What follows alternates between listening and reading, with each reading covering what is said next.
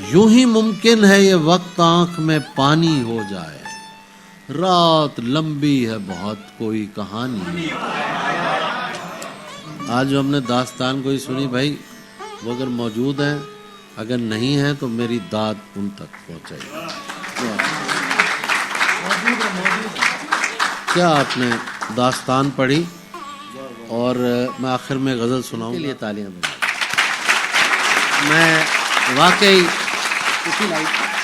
میزبانوں کو بہت داد دیتا ہوں کہ ایسا داستان گو نہیں ملتا، اور امتحان کے نام پہ انہوں نے جیسے رستہ بنایا، بہت سبحان اللہ۔ وہ تھی نا شروتا وندنا، تو اس کا فائدہ نہیں ہوا، فائدہ نہیں۔ بھائی یہ برانگیختہ کون سا حکیم ہے؟ ٹھہرو حضور، تھال بھر اشرفیاں مل جائیں، ہم آرگنائزر نہیں، ہم بادشاہ ہیں، ہماری شان مانگو۔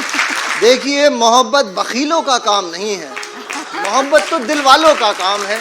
کتے پہ سناؤ، آیا کتا کھا گیا کھیر، تو بیٹھی ڈھول بجائے۔ اب اس نوجوان داستان گو کی نظر ایک غزل، مجھے معلوم ہے کہ یہ محفل ہے جہاں میں پڑھ سکتا ہوں۔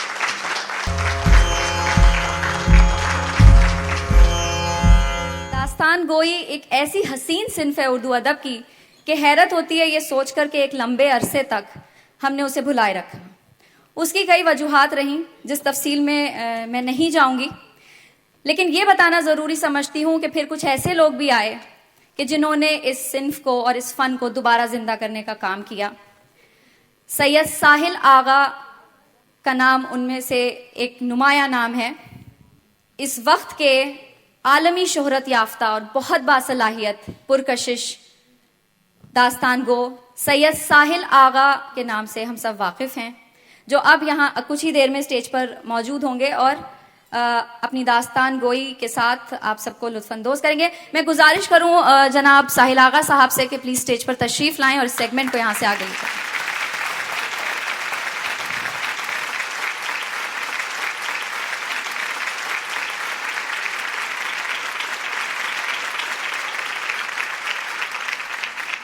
بہت بہت شکریہ اسپانسرز کا، شراف ایکسچینج جنہوں نے مدد کی، اور ایک یہ کلچرل ایکسچینج۔ بہت بہت شکریہ آصف سروش صاحب کا جنہوں نے یہ خوبصورت محفل سجائی کہ زبان اور ادب کے چاہنے والے ایک ساتھ بیٹھیں، سنیں اور کچھ یادیں تازہ کریں۔ بہت بہت شکریہ جناب طارق فیضی صاحب کا جو دہلی سے ہمیں یہاں تک لے کے آئے، تمام انتظام کہ آپ ادب کے چاہنے والے، اور جب تک ادب کے چاہنے والے ہیں ادب زندہ رہے گا، جس دن وہ دور ہو جائیں گے وہ اپنی موت پھر مر جائے گا۔ بہت بہت شکریہ ایک صاحب جو یہاں موجود ہیں بزم میں، جب بھی ان سے بات کرتے ہیں تو لگتا ہے کہ امارات میں وہ علم کی شاہین ہیں۔ بہت شکریہ اعجاز شاہین صاحب کا کہ آپ تشریف لائے۔ آپ سب لوگوں کا بہت بہت شکریہ کہ آپ تشریف لائے۔ داستان گوئی کا تعلق 13ویں صدی سے، کہ ذکر کریں یہ کیوں اب تک زندہ، کیوں موجود، کیوں لوگ داستانیں سناتے ہیں۔ کہ ایک مرتبہ یوں ہوا، دہلی کے صوفی، دہلی کے شہنشاہ حضرت نظام الدین اولیاء بیمار ہوئے۔ ان کے شاگرد، ان کے چاہنے والے، ان کے مرید حضرت امیر خسرو روز آتے، انہیں قصہ چار درویش سناتے۔ رفتہ رفتہ جب حضرت نظام الدین اولیاء کو صحت ملی تو انہوں نے دعا دی کہ اے خسرو، تمہارا یہ فن ہمیشہ زندہ رہے، کہ تم جو داستانیں سناتے ہو اور جس فن کی تم نے ابتدا کی، داستان گوئی کے لوگ عرصے تک داستانیں سناتے رہیں، کہ خسرو تم نے جو ابتدا کی قوالی کی، کہ لوگ قوالیاں سنتے رہیں اور جھومتے رہیں۔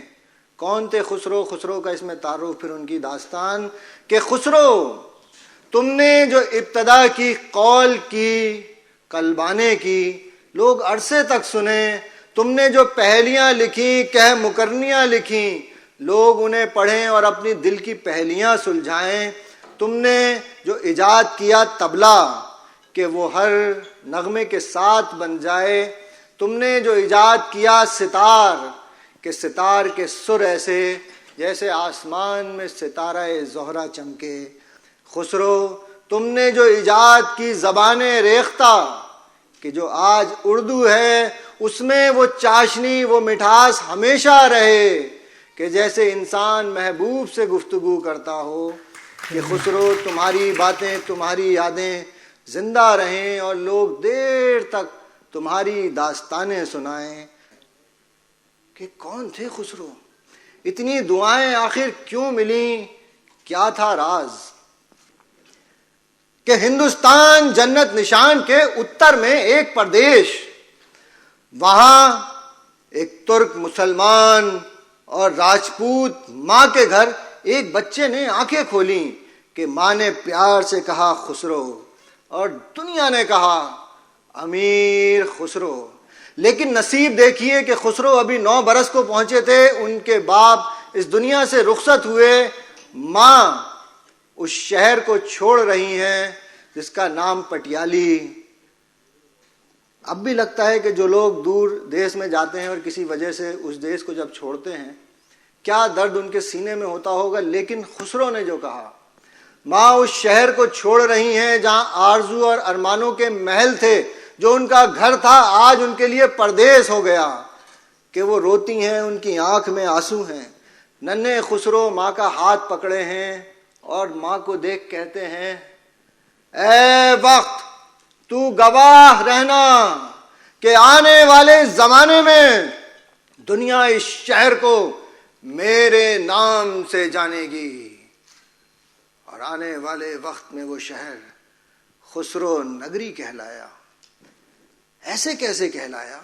یوں ارادے تو کوئی بھی کرے لیکن وہ پورے کیسے ہوئے کہ خسرو پہنچے دلی، راوت ارض بادشاہ بلبن کے یہاں سالار ان کے گھر پہنچے. خسرو کو شاعری کا شوق کہ جب یہ بات نانا کو پتہ چلی تو نانا نے کہا، کیا تمہیں شاعری وائری کا شوق ہوا؟ میاں فوج کی تیاری کرو کہ یہ دور تو فوج کا ہے. اس کا انجام یہ ہوا کہ خسرو گھر آئے، نانا کے مہمانوں کو پکڑ پکڑ کے شعر سنانے لگے. ماں بڑی پریشان ہوئی. ماں نے کہا، بھئی یہ کون سا جن بھوت بیٹے کے اوپر آیا؟ سو وہ اسے اس دور کے پیر، اس دور کے شہنشاہ کے پاس لے کے پہنچیں کہ چلو اب اس کا بھوت اترے تو وہیں اترے. خسرو گئے اور دروازے کے باہر بیٹھ گئے. خسرو نے کہا، ارے ماں تم کیا بیکار کی باتیں کرتی ہو؟ یہ پیر ویر کچھ نہیں ہوتے، سب فقیری کا سب ڈھونگ ہے، باویلا ہے. ہاں، اور ماں اگر وہ پیر اتنے ہی سچے ہیں تو میرے دل کی بات یہیں سے جان جائیں گے. ننھے خسرو باہر پتھر پہ بیٹھ گئے اور اپنے دل میں انہوں نے ایک شعر پڑھا.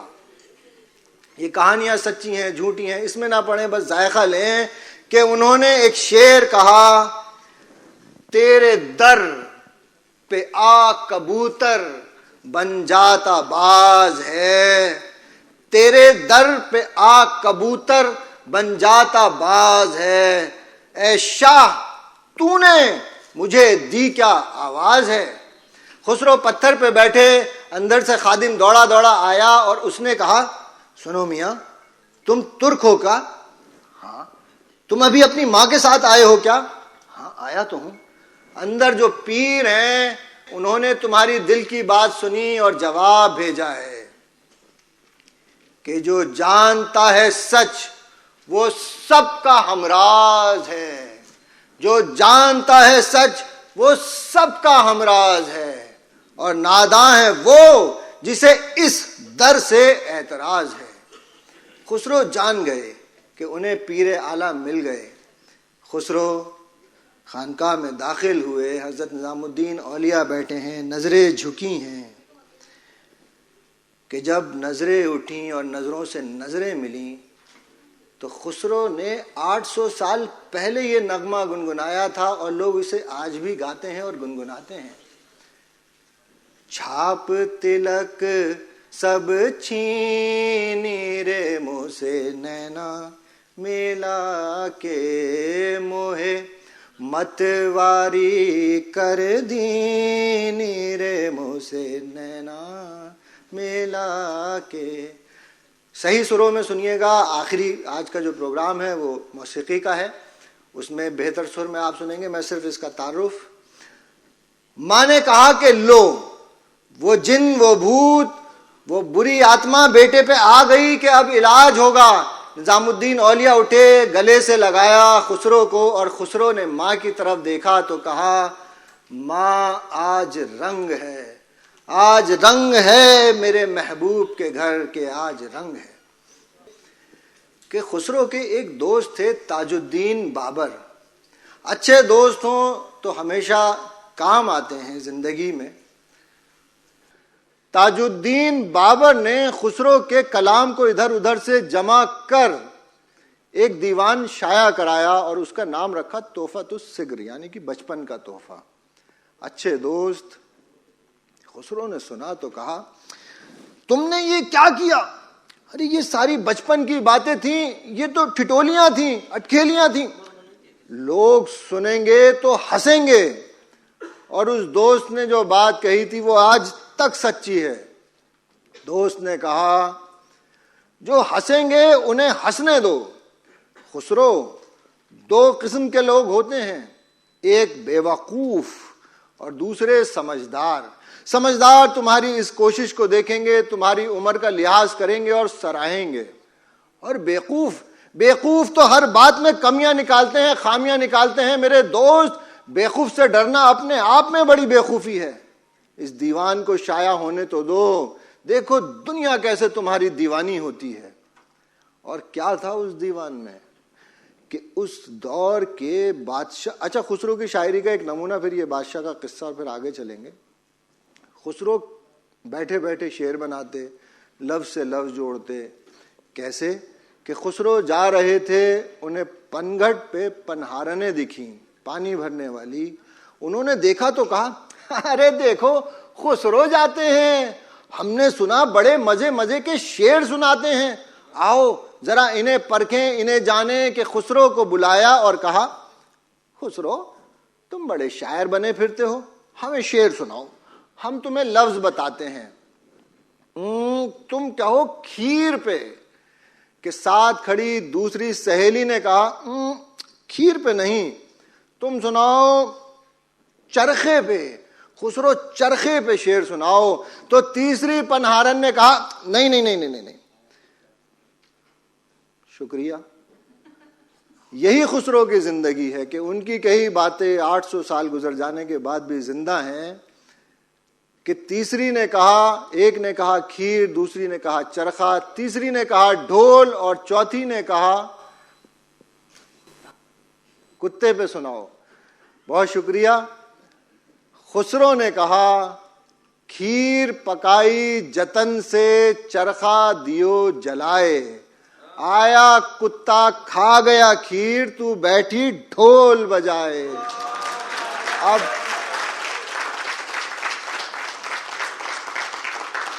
अब खुसरो को कौन पानी पिलाए कि इस पनघट की दास्तान आगे आपको सुनाएंगे कि फिर इस पनघट पे आगे क्या हुआ। बड़े रंग खिले। अब तो पनघटों का दौर नहीं तो पनघट पे पानी भी था, फूल भी थे, रंग भी थे, अमरूद भी थे, आम भी थे, वो एक अलग दास्तानें हैं। शुक्रिया, इल्म में इजाफा।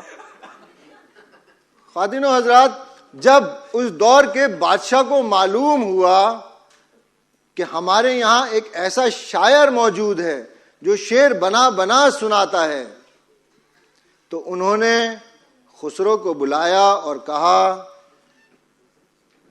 खुसरो, हमें मालूम हुआ है कि तुम्हारे पास खजाना है और खजाने को छुपाना एक जुर्म है। हुजूर, खजाना? मेरे पास तो कुछ नहीं, मेरे पास क्या खजाना आया? खुसरो, तुम्हारे सीने में जो शायरी का खजाना है वो हमारे हीरे मोतियों से ज्यादा कीमती है।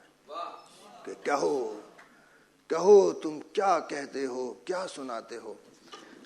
حضور شاعری میں تو بس ایسی لفظ سے لفظ جوڑتا ہوں. صبح میرے ذہن میں ایک سطر آئی کہ میں نے صبحوں سے پوچھا تیرا سورج کہاں ہے.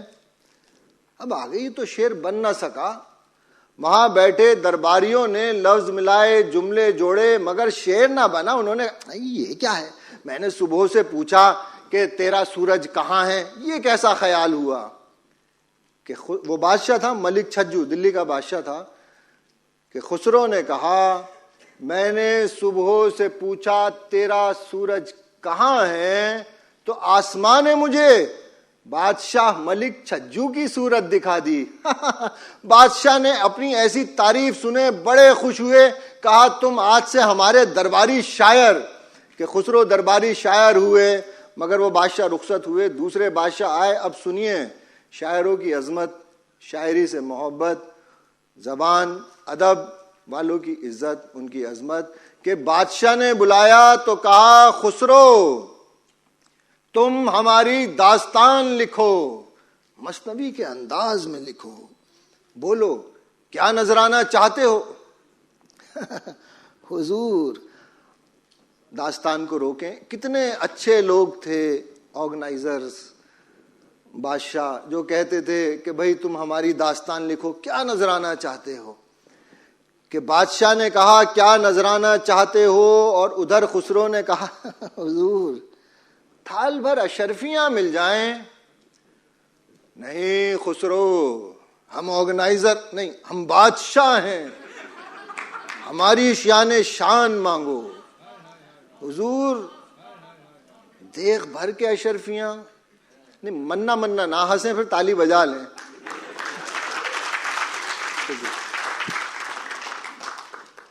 حضور دیکھ بھر کے اشرفیاں نہیں خسرو نہیں, ہم دلی کے بادشاہ ہیں, ہماری شان شان مانگو.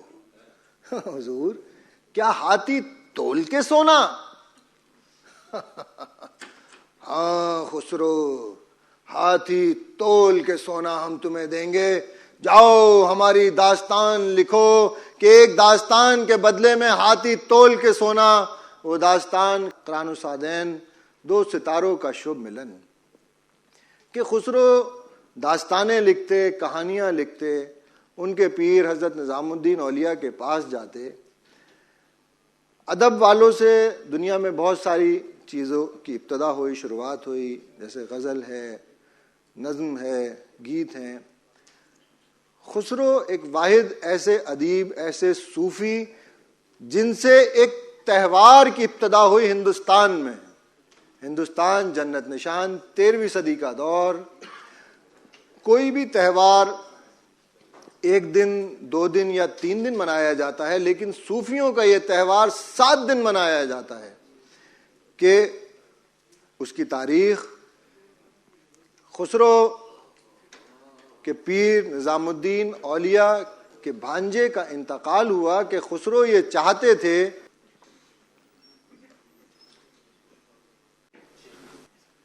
ذرا لمحے کے لیے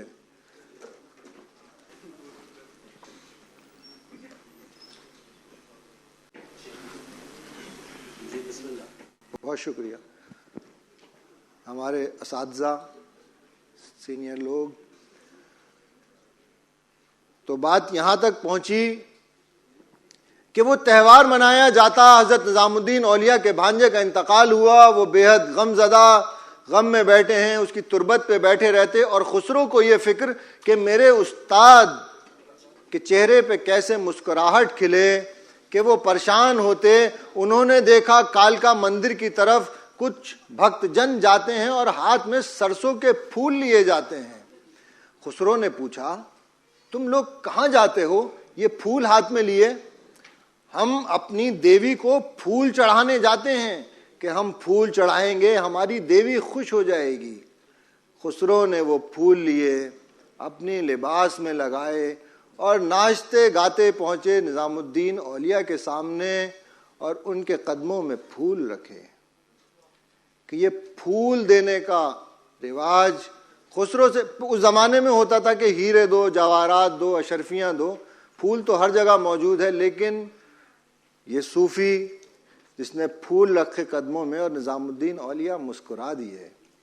خسرو یہ کیا حال بنایا ہے کہ خسرو نے کہا سکل بن پھول رہی سرسوں، امبوا پھوٹے ٹیسو پھوٹے، کہ پھوٹت ہے ڈار ڈار، گوریا کرت سنگھار، اور مالنیا گرو لے آئی سرسوں، سکل بن پھول رہی سرسوں. کہ بسنت کا تہوار 7 روز تک آج بھی منایا جاتا ہے ہندوستان جنت نشان میں. خسرو کی بات کہ استادوں کی جوتیوں کے صدقے. خسرو ایک سفر پہ تھے، واپس لوٹ رہے تھے دہلی کی طرف، کہ انہوں نے کہا مجھے اپنے پیر کی خوشبو آتی ہے، میرے پیر معلوم کرو یہاں کہیں ٹھہرے ہیں کیا. معلوم کیا، ادھر ادھر گئے، نظام الدین اولیاء کا کہیں نام و نشان نہیں. واپس لوٹے، خسرو نے کہا مجھے احساس ہوتا ہے کہ میرے پیر یہاں موجود ہیں. خادم دوبارہ دوڑے تو معلوم ہوا ایک شخص دہلی سے آیا ہے. انہوں نے کہا کہ شاید یہی حضرت نظام الدین سے مل کے آیا ہو. خسرو پہنچے اور کہا کیا تم نظام سے مل کے آئے ہو؟ وہ پیر، ارے بھیا کاہے کے پیر کاہے کے فقیر، یہ کیسا ہلڑ ہے باویلا ہے، ارے سب ڈھونگ ہے، ہم تو کہتے ہیں یہ سب بناوٹی باتیں ہیں. ہم ہو گئے اپنی دوبدھا اپنی پریشانی لے کے واہ پیر کے پاس کہ دنیا کہے وہ سب کا مسئلہ حل کریں. ہماؤ مسئلے کے ساتھ تو وہ ہلڑ کیے کھیل کیے کہ دیکھو بھیا ہمیں دی اپنی یہ پھٹی ہوئی جوتیاں، اور ہم سے کہا یہ جوتیاں لے جاؤ کہ اسی سے تمہارا کام بن جائے گا. خسرو نے وہ جوتیاں دیکھیں تو کہا یہ تم مجھے فروخت کرو گے، مجھے دو گے؟ کہ خسرو نے کہا گھوڑے پہ لدا میرا خزانہ میں تمہیں دیتا ہوں، یہ جوتیاں مجھے دو. وہ جوتیاں اپنے کاندھے پہ رکھیں، دہلی پہنچے، اپنے استاد اپنے پیر کے سامنے پیش کی. شکریہ. نظام کو پورا قصہ سنایا اور انہوں نے کیا کہا؟ نظام الدین اولیاء نے کہا خسرو بڑے سستے میں لے آئے یہ جوتیاں، گھوڑوں پہ لدے خزانے دیے. اب آپ سنیں گے تو کہیں گے کہ واقعی یہ جوتیاں بڑی سستی ہاتھ لگی تھیں. اسی سے یہ محاورہ شروع ہوا استادوں کے جوتیوں کے صدقے. یہ محاورہ یہیں سے کہ بڑی سستی مل گئیں یہ جوتیاں. ذرا دیر گزری، نظام الدین اولیاء نے کہا خسرو کوئی بات کرو، کوئی قصہ سناؤ. حضور میں چاہتا ہوں میرے کلام میں شیرینی آ جائے. تو تخت کے نیچے تھال پڑا ہے، اس میں شکر ہے، کھا لو، منہ میٹھا ہو جائے گا، شیرینی آ جائے گی. خسرو نے وہ تھال اٹھایا، شکر کھائی اور بقیہ شکر اپنے ساتھ لے گئے. اگلے روز جب حاضر ہوئے تو نظام نے پوچھا خسرو وہ بقیہ شکر کا کیا کیے؟ حضور میں کیا کرتا اتنی مٹھاس کا، کچھ میں نے کھائی اور باقی لوگوں میں تقسیم کر دی. تو نظام نے کہا خسرو تم نے جو لوگوں میں تقسیم کی مٹھاس وہ تمہاری وراثت تھی، کہ جیسے لوگوں نے اسے کھایا ان کی زبان پہ مٹھاس گھلی، ایسے ہی تمہاری ایجاد کی زبان ریختہ کہ اس کی مٹھاس ہزاروں برسوں تک رہے گی، جو سنے گا وہ محسوس کرے گا.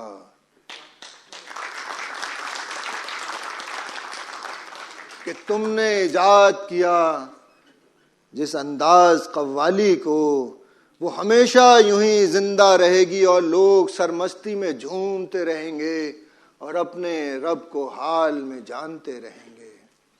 خسرو تمہاری یادیں اور باتیں ہزاروں سالوں تک زندہ رہیں گی، کہ 800 برس گزر جانے کے بعد بھی وہ اردو زبان زندہ، ہندوستان جنت نشان سے دور، یہاں صحرا میں یہ محفل سجی کہ کہیے وہ جوتیاں سستی تھیں کہ نہیں، اگر تھیں تو آپ کی تالیاں اس کی گواہی دیں گی۔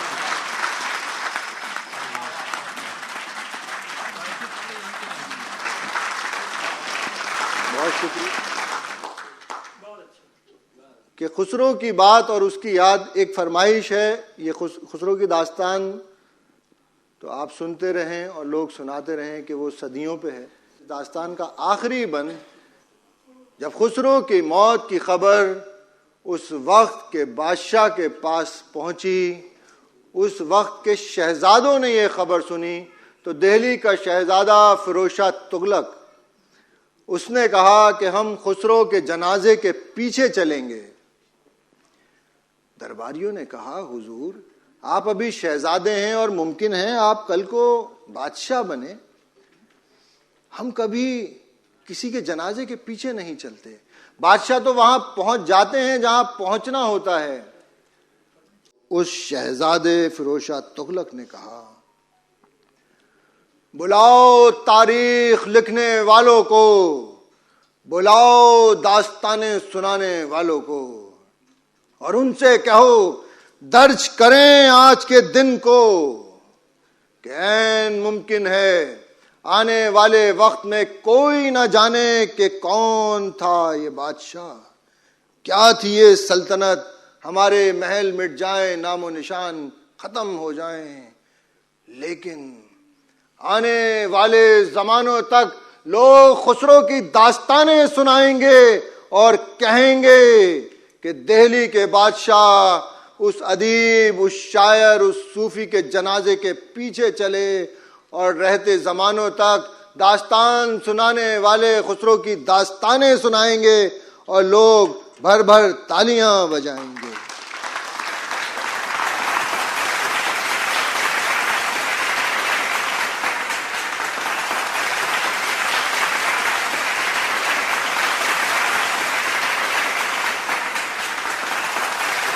بہت شکریہ۔ اب یہاں آپ امتحان لیں گے یا میں کچھ اور سناؤں؟ امتحان لیں گے۔ بہت شکریہ۔ جی جیسے کہ سید ساحل آغا صاحب نے بھی فرمایا تھا اور میں نے بھی آپ لوگوں کو تھوڑا سا دیا تھا کہ آپ لوگ اپنے ذہن میں کوئی اردو کا الفاظ رکھیے جس سے فی البدیہہ داستان تخلیق کی جائے گی۔ کوئی بھی اردو کا لفظ آپ لوگوں کے ذہن میں جو آئے آپ ساحل صاحب کو بتائیے، وہ اس سے ایک نئی داستان یہاں تخلیق کریں گے۔ ایک مائک لیں گے کیا؟ ایک کر کے کئی لفظ آ رہے، ایک ایک کر کے۔ جی جی ایک منٹ رک جائیے۔ یہ بہت اچھی بات ہے کہ ہماری آڈینس بہت جوش میں ہے نا۔ بہت شکریہ۔ میں شروع کرتا ہوں، پھر ضرور آپ سب کے لفظ لوں گا۔ یہ جو انداز ہے یہ تو آج اتفاق آصف صاحب کی فرمائش، آصف سروش صاحب کی۔ جب داستان گوئی بچے سیکھتے تھے تو استاد انہیں ایک ایک لفظ دیتے رہتے تھے اور وہ اسی سے داستانیں بنتے رہتے تھے اور بناتے رہتے تھے، کیونکہ یہ داستان گوئی کی روایت اس طرح ہے، اس میں داستانیں کبھی بھی یاد کر کے نہیں سنائی جاتی، وہ آمد ہے، وہ حاضری ہے، کہ وہ حاضری ہوتی ہے اور لفظ اور بات ذہن میں آتی رہتی ہے اور انسان سناتا رہتا ہے۔ اس سے پہلے ایک بات اور عرض کروں، ہندوستان جنت نشان میں جو یہ اسٹیج کا فن ہے، اس کے لیے باقاعدہ طور پہ کتابیں لکھی ہیں ہندو مذہب میں، ہندو مت میں۔ اس کے اندر سرسوتی وندنا ہے۔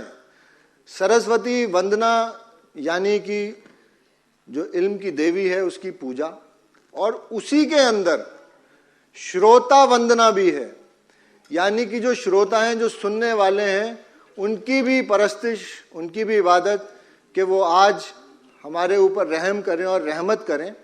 تو آج مجھے وہ شروتا وندنا یاد آ رہی ہے کہ شروتا کیسے رحم کرتے ہیں اور کیسے رحمت۔ یہ داستان اس طرح ہوگی کہ میں داستان سناؤں گا، آپ لوگ لفظ بیچ بیچ میں بتاتے رہیں گے، دیتے رہیں گے، اور وہ داستان میں شامل ہوتے رہیں گے۔ اچھا عباس تابش صاحب نے ایک لفظ بتایا تھا. میں ایک منٹ میں زمین بنا دوں پھر انشاءاللہ. ٹھیک. کہ سامعین ہوا یوں کہ ہندوستان جنت نشان کی شہزادی اپنے باغ میں بیٹھی ہے, اس کے ساتھ اس کی خادمہ. وہ کہتی ہے کیا خوبصورت منظر ہے, واہ, کاش کوئی محبت کرنے والا ہوتا تو لگتا کہ ہم جنت میں ہیں. دیکھو کتنی خوبصورت ہوائیں چلتی ہیں, پھول کھلے ہیں, پھل لگے ہیں, مگر زندگی کتنی سونی سونی ہے. وہ یہ بات ابھی کہہ ہی رہی تھی کہ سامنے سے کوئی شخص آتا سا نظر آیا. وہ قریب آیا, آ کے بیٹھا. اس نے کہا آداب, میں ایک مصور ہوں, آپ سے محبت کرتا ہوں. میں نے یہ تصویر بنائی ہے آپ کی, دیکھیے یہ میری محبت کی علامت ہے کہ ایسی سچی تصویر, یہ تصویر دیکھیں اور میری محبت قبول کر لیں.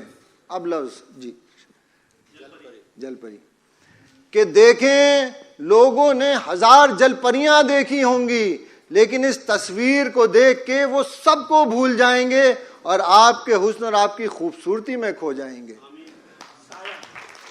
اس نے کہا آمین. جی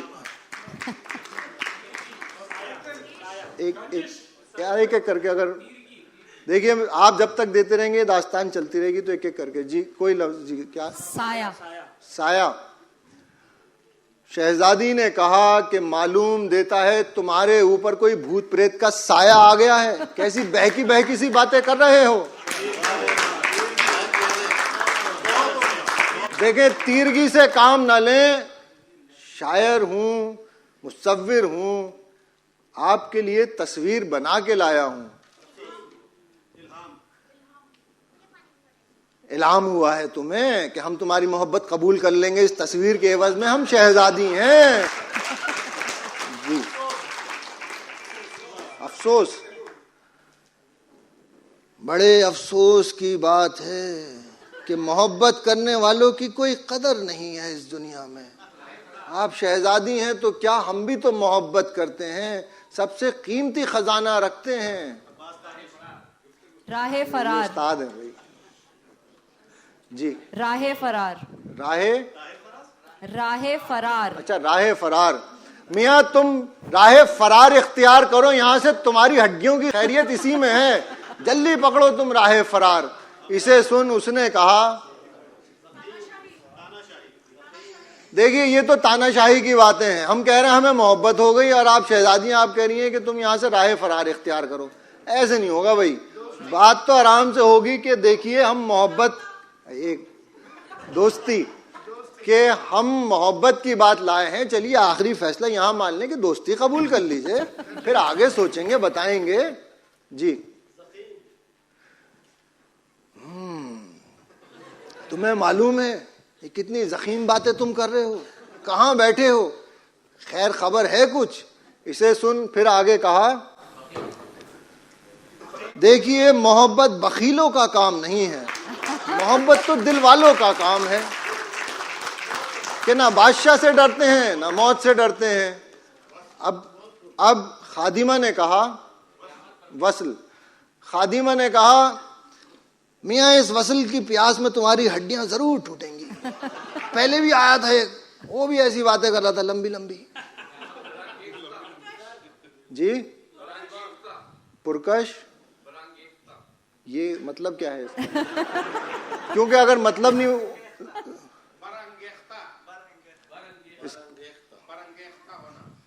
دیکھیے اب ایک لفظ ہے برانگیختہ ہونا.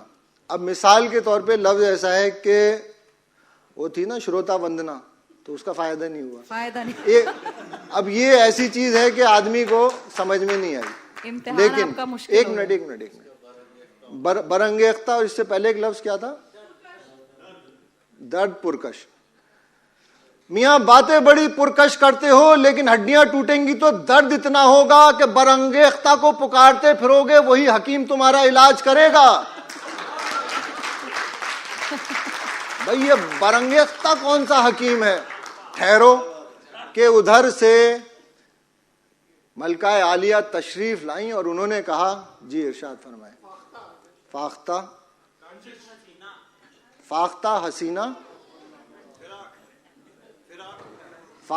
حسینہ فراق، کہ ملکہ عالیہ آئیں اور انہوں نے کہا کہ بھئی ہمیں فاختہ کی آواز سی آ رہی تھی، ہم نے کہا کہ ہماری شہزادی حسینہ کہاں ہے، چلیں ہم اسے دیکھیں کہ بیٹا تمہاری فراق میں یہاں تک باغ میں آئی، یہ کون بیٹا ہے، کیا تصویر ہے اس کے ہاتھ میں؟ جی رنجش، دسترخوان، رنجش، دسترخوان پہ رنجش، اللہ خیر، رنجش، دسترخوان، دسترست، ارے رکیے تو صحیح، رنجش، دسترخوان اور دسترست، کہ ملکہ عالیہ آپ کی شہزادی یہ رہیں کہ میں تصویر بنا کے لایا ہوں، یہ مجھ سے رنجش سے باتیں کرتی ہیں کہ جیسے کوئی خلش ہو۔ ارے نوازش تو یہ تھی کہ دسترخوان لگایا جاتا ہے، مہمان گھر میں آیا ہے، دسترخوان تو دور، یہاں تو 2 میٹھے بول بھی میرے دسترس میں اب تک نہیں آئے، پیاسا بیٹھا ہوں، کچھ تو کہہ دیں۔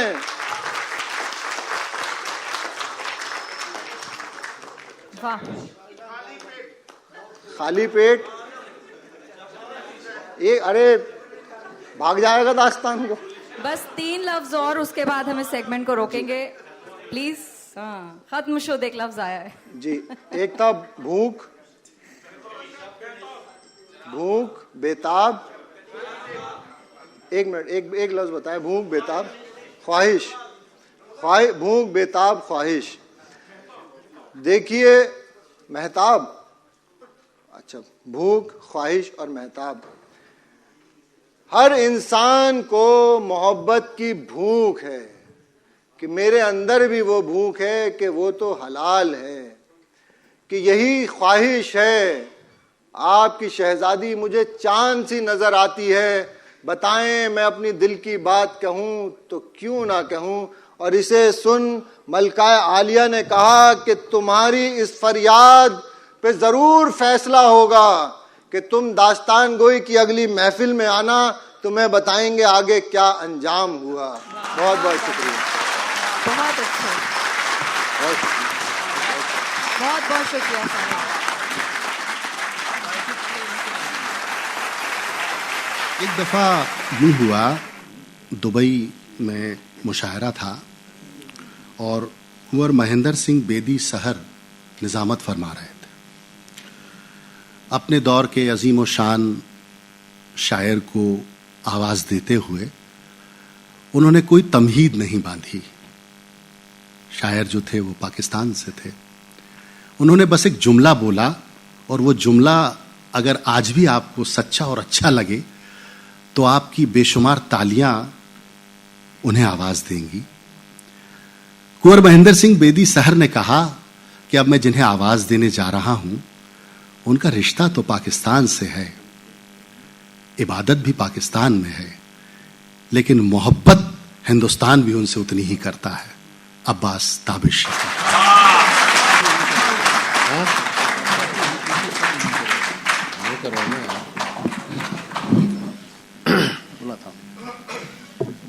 بہت شکریہ سید سروش آصف کا، ڈاکٹر صباحت عاصم واسطی صاحب کا، کہ یہ مجھ فقیر سے محبت کرتے ہیں۔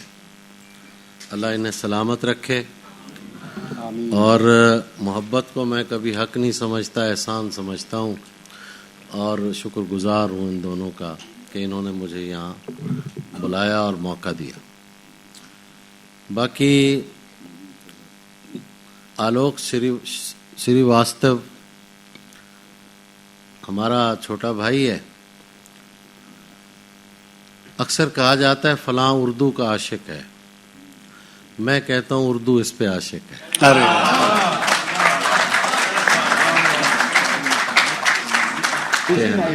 بس آخر میں اس نوجوان داستان گو کی نظر ایک غزل، مجھے معلوم ہے کہ یہ محفل ہے جہاں میں پڑھ سکتا ہوں۔ دلی کے آخری داستان گو جو میر باقر علی کو سمجھا جاتا ہے. میں نے غزل لکھی اور وہ میں پیش کرتا ہوں.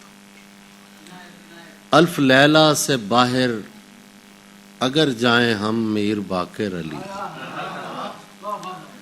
الف لیلا سے باہر اگر جائیں ہم میر باقر علی.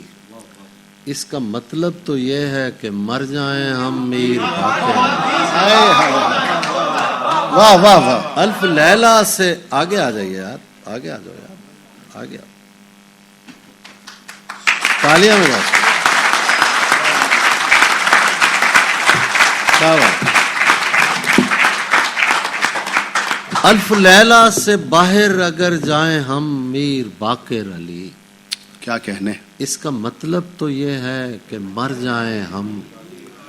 جشن کی رات ہے اور ہم گھڑ سواروں کے نرغے میں ہیں. واہ. جشن کی رات ہے اور ہم گھڑ سواروں کے نرغے میں ہیں. شاہزادی کو لے کر کدھر جائیں ہم.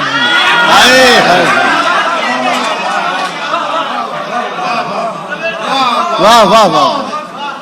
جشن کی رات ہے اور ہم گھڑ سواروں کے نرغے میں ہیں. شاہزادی کو لے کر کدھر جائیں ہم میر باقر علی. اس سے آگے کہانی سے باہر نکل جائے گی. آپ نے نہیں نکلنے دی کہانی. کیا بات ہے. بہت داد یار, ان کے لیے تالیاں بجائیں. میں واقعی میزبانوں کو بہت داد دیتا ہوں کہ ایسا داستان گو نہیں ملتا, اور امتحان کے نام پہ انہوں نے جو سے رستہ بنایا, بہت سبحان اللہ. اس سے آگے کہانی سے باہر نکل جائے گی. کیا مناسب نہ ہوگا کہ مر جائیں ہم میر باقر علی. میر باقر علی. کیا بات ہے. کیا مناسب نہ ہوگا کہ مر جائیں ہم میر باقر علی. یوں ہی ممکن ہے کھوئی ہوئی داستاں ٹکڑا ٹکڑا ملے. یوں ہی ممکن ہے کھوئی ہوئی داستاں ٹکڑا ٹکڑا ملے. اپنے کاسے لیے در بدر جائیں ہم میر باقر علی. کیا کہنے. واہ واہ. یوں ہی ممکن ہے کھوئی ہوئی داستاں ٹکڑا ٹکڑا ملے. اپنے کاسے لیے در بدر جائیں ہم میر باقر علی. اور شعر سنیے کہ اپنے کاسے لیے در بدر جائیں ہم میر باقر علی. اس سے پہلے کہ چوپال کی آگ. اس سے پہلے کہ چوپال کی آگ. اگلا شعر سنا تو یاد آ جائے گا. اپنے کاسے لیے در بدر جائیں ہم میر باقر علی. اس سے پہلے کہ ملبہ ہمارا کہانی سے باہر گرے. واہ واہ واہ. کیوں نہ ایک دوسرے میں بکھر جائیں ہم میر باقر علی. واہ واہ واہ واہ واہ واہ. اس سے پہلے کہ ملبہ ہمارا کہانی سے باہر گرے. کیوں نہ ایک دوسرے میں بکھر جائیں ہم باقر علی. کتنی اندیکھی دنیاؤں تک لے گئی یہ سواری ہمیں. کتنی اندیکھی دنیاؤں تک لے گئی یہ سواری ہمیں. کیوں اڑن تشتری سے اتر جائیں ہم میر باقر علی. واہ واہ واہ واہ واہ واہ واہ. کیا کہنے. واہ. اس سے پہلے کہ چوپال کی آگ کو نیند پاگل کرے. سنیے گا. اس سے پہلے کہ چوپال کی آگ کو نیند پاگل کرے. भीगती रात कहती है घर जाएं हम मेहर बांकर। वाह वाह वाह वाह, क्या कहने, वाह वाह वाह, बहुत बहुत शुक्रिया अब्बास ताबिश साहब।